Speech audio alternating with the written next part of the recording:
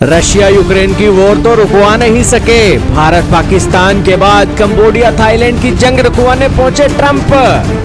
बोले लड़ाई रोको नहीं तो रोक देंगे व्यापार। जी हाँ दोस्तों, अमेरिका के राष्ट्रपति डोनाल्ड ट्रंप अपने वादों से पीछे मुड़ गए हैं और रशिया और यूक्रेन का वादा एक दिन में पूरे करने वाले डोनाल्ड ट्रंप भले ही उसके अंदर बुरी तरीके से हार रहे हो, लेकिन आज अपने उन बयानों का कवर अप करने के लिए कभी वो भारत पाकिस्तान को पकड़ लेते हैं, कभी इजराइल ईरान गाजा को पकड़ लेते हैं, कभी कंबोडिया और थाईलैंड को पकड़ लेते हैं। ताजा रिपोर्ट यह निकली है कि कंबोडिया और थाईलैंड के बीच जारी संघर्ष में अमेरिका के राष्ट्रपति की एंट्री हो गई है। अमेरिकी राष्ट्रपति का कहना है कि इन दोनों के संघर्ष में अभी तक 33 लोगों की मौत हो चुकी है। वह दोनों देशों के नेताओं के साथ सीमा विवाद को खत्म करने की लेकर बात की है।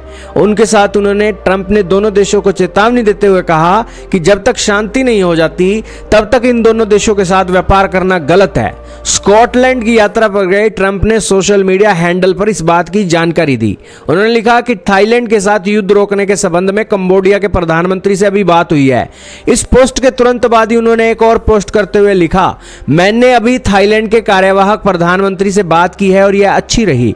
कंबोडिया की तरफ थाईलैंड भी तत्काल युद्ध विराम और शांति चाहता है। उन्होंने आगे लिखा कि अब मैं यह संदेश कंबोडिया के प्रधानमंत्री को वापस भेज रहा हूं। दोनों पक्षों से बात करने के बाद युद्ध विराम, शांति और समृद्धि होगी। हम इस बात में जल्दी ही आगे बढ़ सकते हैं। इसके बाद ट्रंप ने एक और पोस्ट जारी कर दी, उसके अंदर उन्होंने कहा कि दोनों पक्ष शांति के लिए तैयार हैं। ट्रंप ने लिखा, मैंने अभी कंबोडिया के प्रधानमंत्री को बताया कि मैंने थाईलैंड के कार्यवाहक प्रधानमंत्री से बात कर ली है। दोनों ही पार्टियां तुरंत सीज़फायर और शांति के लिए तैयार हैं। इसके साथ ही वह दोनों यूएसए के साथ ट्रेड की टेबल पर भी आने के लिए तैयार हैं। हालांकि उन्हें लगता है कि यह तब तक सही नहीं है जब तक दोनों देश पूरी तरीके से शांति हासिल नहीं कर लेते। ट्रंप ने इस मामले में आगे बात करते हुए कहा कि दोनों देशों के साथ बातचीत करके अच्छा लगा। दोनों देशों का एक लंबा इतिहास और संस्कृति है। हमें उम्मीद है कि यह आने वाले कई सालों तक जारी रहेगा। जब यह सब खत्म हो जाएगा तो मैं दोनों देशों के साथ व्यापारिक समझौते करने के लिए तैयार हूं।